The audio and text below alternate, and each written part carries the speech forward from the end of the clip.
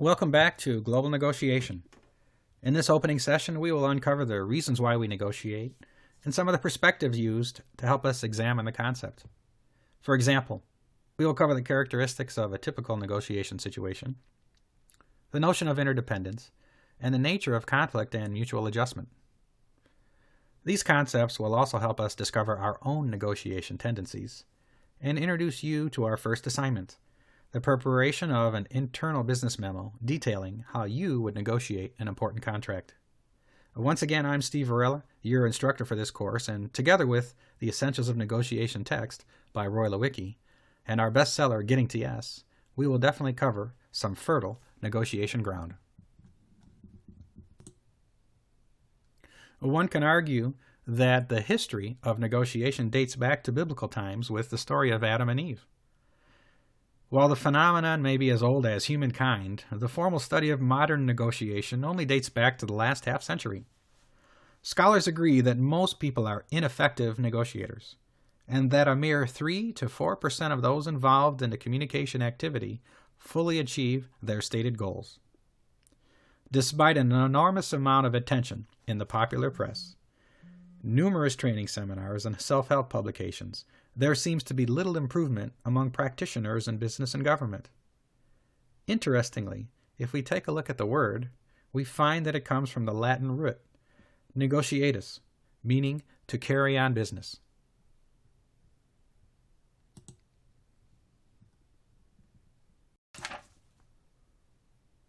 What is negotiation? It's hard to believe that we have had little improvement, given every one of us do it every day. From the moment we are born, and don't forget to watch the YouTube video, Negotiation Is, at the end of the week. Experts and non-experts alike recognize that we negotiate every day. Some experts define negotiation as a process by which two parties communicate with each other in order to reach an outcome in which they agree. Or Brett defines it as the process of conferring among two or more interdependent parties to arrive at an agreement about some matter over which they are in conflict. Thompson goes on to say, it's an interpersonal decision-making process necessary whenever we cannot achieve our objectives single-handedly. The common themes among these three definitions are mutual agreement, communication, and interdependence. And we shall see how each of these concepts relate throughout this course. So why negotiate? Business negotiators are typically engaged for one of three reasons. For example, they may seek agreement on how to share a limited resource, such as an operating dividend or prime office space. They may also attempt to create something new that neither party could on their own, like the development and launch of a new product. Beyond that, they may seek to collaborate in order to resolve a problem or a dispute that may arise, for instance, as a result of a last-minute or a poorly specified joint venture agreement.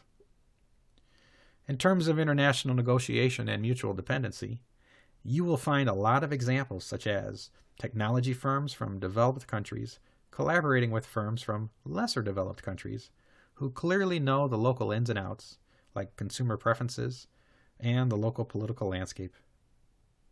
In these examples, the bridging of technological and market expertise can lead to successful joint ventures or prized distribution agreements.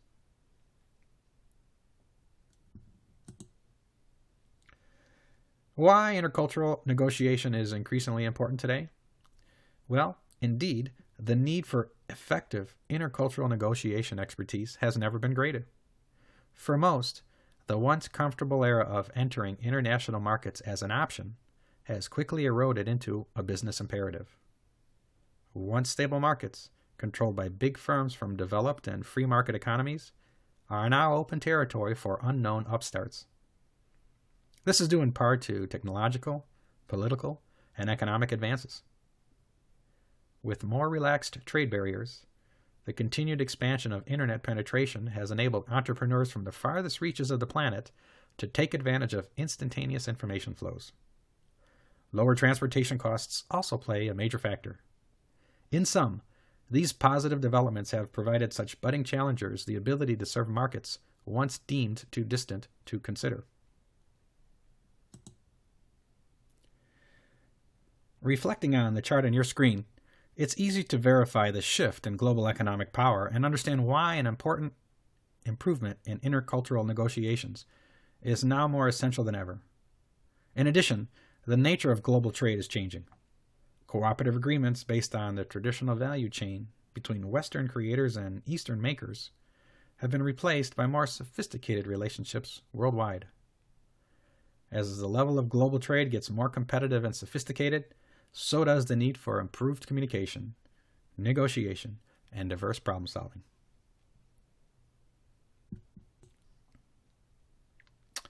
If I were to ask 10 people on the street to explain the difference between bargaining and negotiation, most would say that they were the same.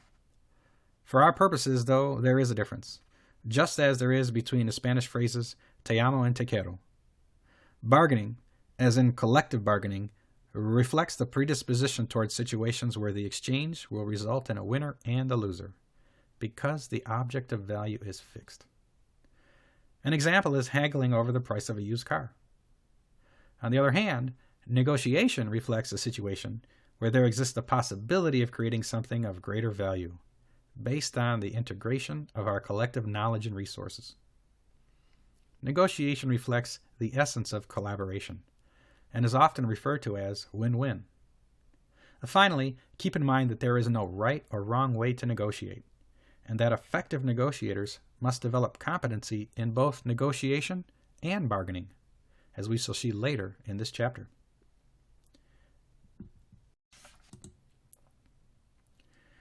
The rest of this lecturette will cover some definitions and characteristics of negotiation situations, interdependence, said otherwise as the reason why people negotiate, and an understanding of the dynamics of conflict and conflict management strategies. First up, we have the characteristics of a negotiation situation. Obviously, there are two or more parties who can achieve more jointly rather than by themselves. This is the nature of interdependence. There is also a real or perceived conflict of needs and desires. The parties also think that they can get a better deal for themselves by negotiating rather than by simply accepting the current offer. Finally, the parties expect a give and take process. Some call this a dance, and others refer to this as an art. No one likes to go into a negotiation and come home with exactly what was on the menu. They seek to effect a positive improvement through their efforts, which is known to enhance one's own self-esteem. At a minimum, it helps them think that they're earning their salaries.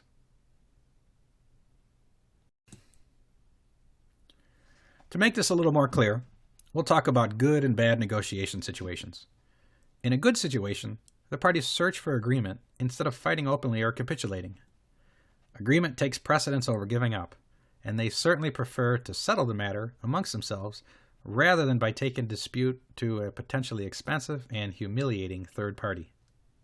Yes, successful negotiation involves the management of extrinsic or tangible elements like the price, discount, or terms of the agreement. But it also involves the resolution of intangibles or intrinsic elements like returning home a winner and saving face with constituents ranging from peers to senior managers back home.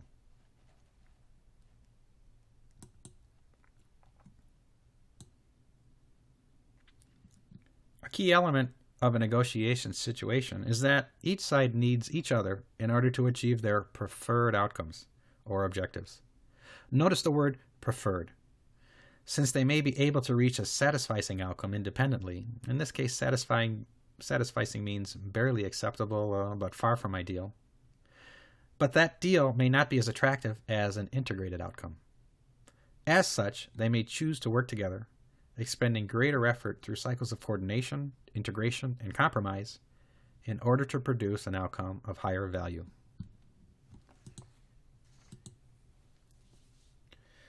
International teams are a good example. While they may have the same objective, they may come from different departments, perspectives, or management structures that will likely value the team's outputs differently. In these cases, they may need different skills and be willing to contribute varying amounts of resources, which is quite common in interdependent relationships. It also reminds us that a greater skill set is required to accomplish such goals. One comment on interdependence. The level of interdependence depends heavily on any possible alternatives to working together. In negotiation parlance, this is known as one's best alternative to a negotiated agreement, or BATNA. BATNAs provide you with some measure of relief to interdependence and can be one of the most valuable negotiating instruments available. For now, let me just say that we will cover BATNAs in greater depth later on in this course. Mutual adjustment occurs throughout the negotiation as both parties act to influence the other to resolve outstanding differences. It is a kind of savviness. It is also one of the key causes of the dynamic changes, potentially positive and negative, that occur during a negotiation, and is part of the give and take life that a negotiation takes on. The effective negotiator needs to understand and sense how people adjust and readjust, and how these negotiations might twist and turn, based on one's own moves and the moves of the responses to our moves. The give and take we expect in negotiations has some drawbacks. We typically over or understate our opening positions, anticipating the give and take discussed above. And therein lays the dilemma of negotiation efficiency. Since we are not able to state our preferred outcomes initially, we typically have to defend our stated and often overstated position and criticize the counterparty's proposals in order to reach our own goals. These counterproposals are typically accompanied by a change in position and a concession, which reduce the range of alternatives available. How to make concessions is indeed a challenging task, which brings us to two further dilemmas in mutual adjustment: the dilemma of honesty and the dilemma of trust. Understanding these two dilemmas helps us when deciding how to use concessions. Strategically using concessions as signals to the other side and interpreting their concessions helps us respond effectively to negotiation exchanges. The dilemma of honesty involves the amount of information we reveal to the other party. Exposing all of your cards makes you highly vulnerable to the other side. Conversely, remaining tight-lipped risks the exchange, resulting in a stalemate. And this brings up our second dilemma, the dilemma of trust. Counterparties have to determine the authenticity of any information provided. Is it truthful, overstated, or understated? Most of us have been in situations when the information was suspect and have questioned its trustworthiness. If we believe everything we hear, we run the risk of being taken advantage of. On the other hand, if we discard all information emanating from the other side, we may lose important information or insight necessary to move forward. In U.S. legal circles, the concepts of bluffing and puffing are quite interesting. The American Bar Association's model rules of professional conduct specifically permit certain statements such as bluffing, or downplaying a client's willingness, and puffing, overstating the strengths of a position, as necessary conventions owing to the expectations of mutual adjustment during negotiations.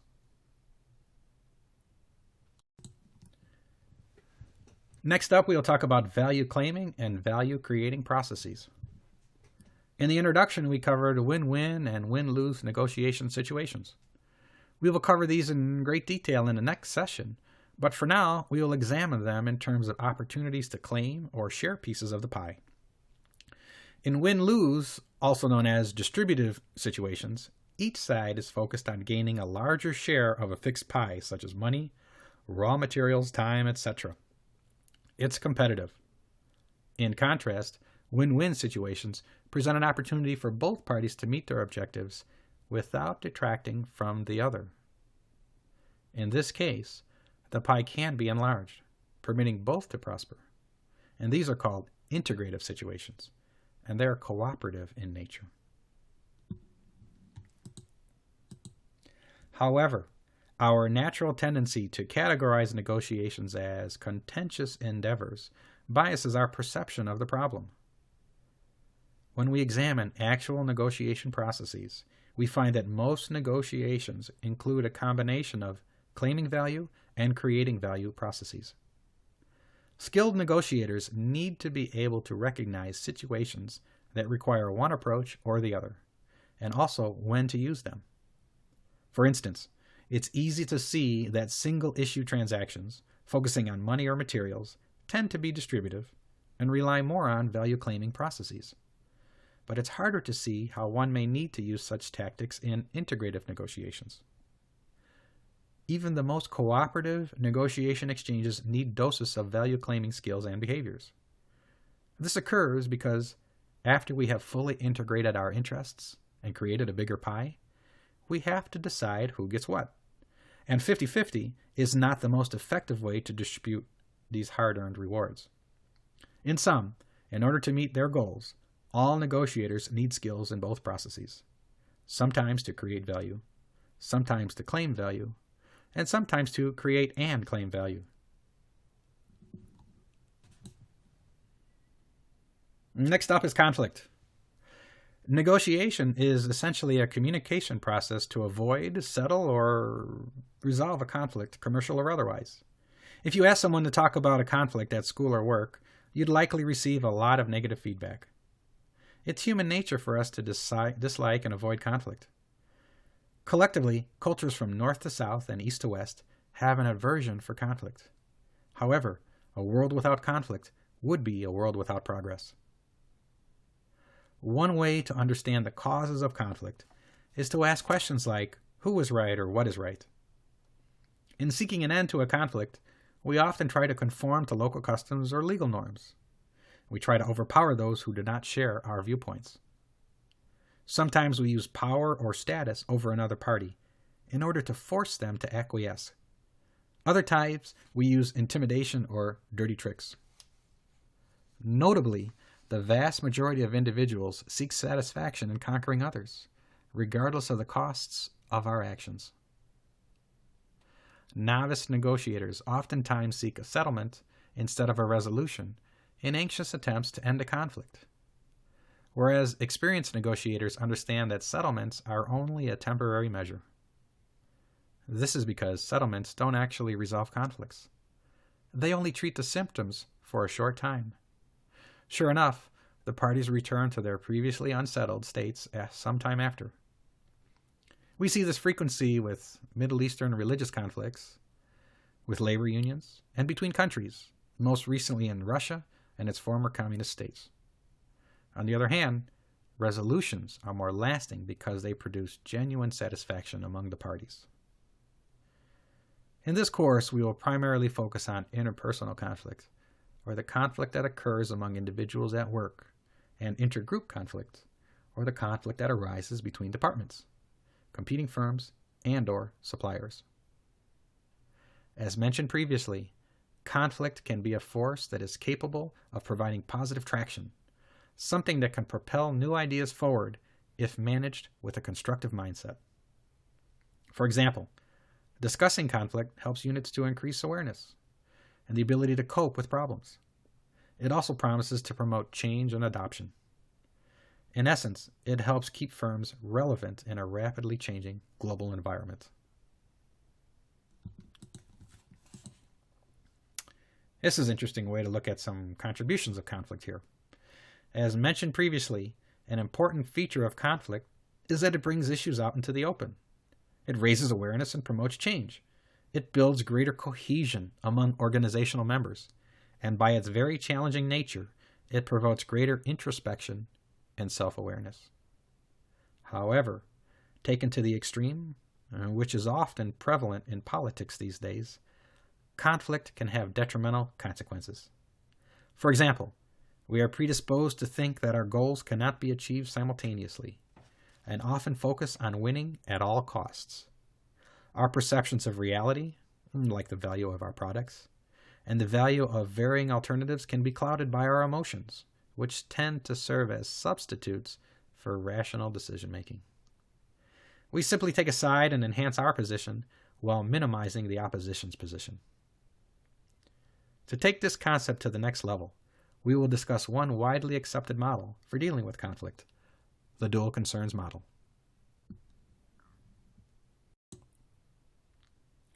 Many scholars connect the strategy and tactics utilized during the negotiation process to the conflict management preferences of individual negotiators. And one widely referenced conflict management model is the dual concerns model set forth by Pruitt, Rubin, and Carnival. Under this model, negotiators establish and pursue a strategy based on whether they are more concerned with their own outcomes or more concerned about the outcomes of the other side. As negotiators focus their concern on their own outcomes, their behavior and tactics tend to become more competitive and potentially aggressive. This is referred to as a contending philosophy and is situated in the lower right-hand corner of our chart. In practice, exchanges between parties focusing on their own outcomes tend to be more limited, and the exchange of information is typically heavily guarded. On the other hand, as negotiations consider the interests and outcomes of the other party, they may take a more friendly approach to the negotiation.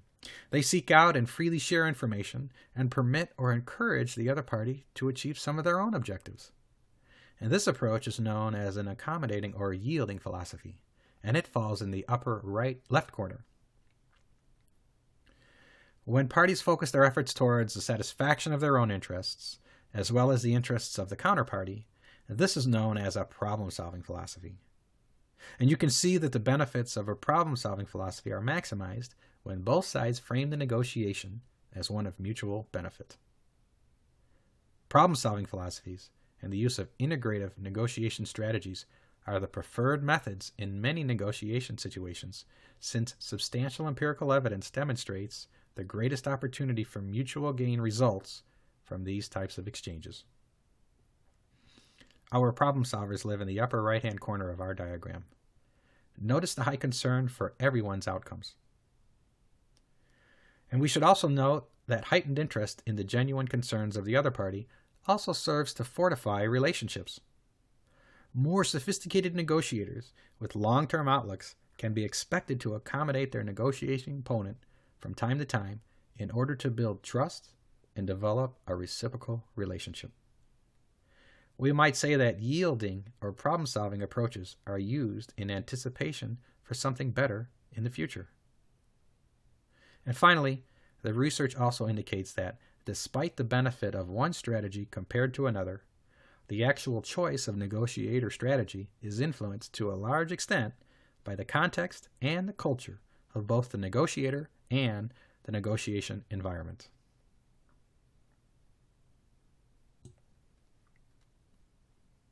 To sum up then, the contending approach is where actors pursue their own outcomes strongly and show little concern for the other party's outcomes. The yielding approach is when actors show little interest in whether they attain their own outcomes, yet are quite interested in whether the other party attains their outcomes for various, usually relationship or political purposes.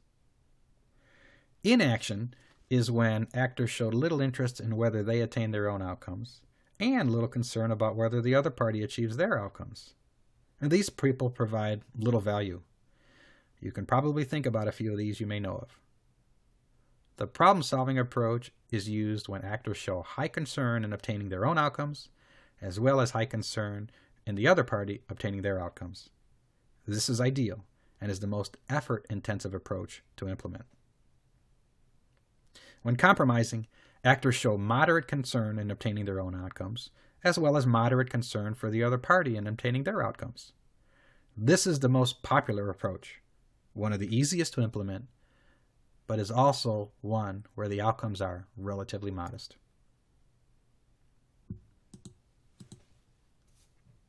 Well, you've made it through the first of our lecturettes. Congratulations. In this session, we have covered key concepts like the reasons why we negotiate, the concept of mutual dependence, and important reasons for advancing our intercultural negotiation skills. We have also compared negotiation to bargaining, talked about the virtues of conflict, and have explored some strategies to productively manage the conflicts that will inevitably seduce us into negotiations in our personal and professional lives. I hope that this has given you some confidence when thinking about your own ability to succeed in negotiations. I'd like to wish you a great week and invite you to email or Skype if you have any questions or needs. I guarantee that I will respond to your email within 24 hours. See you soon.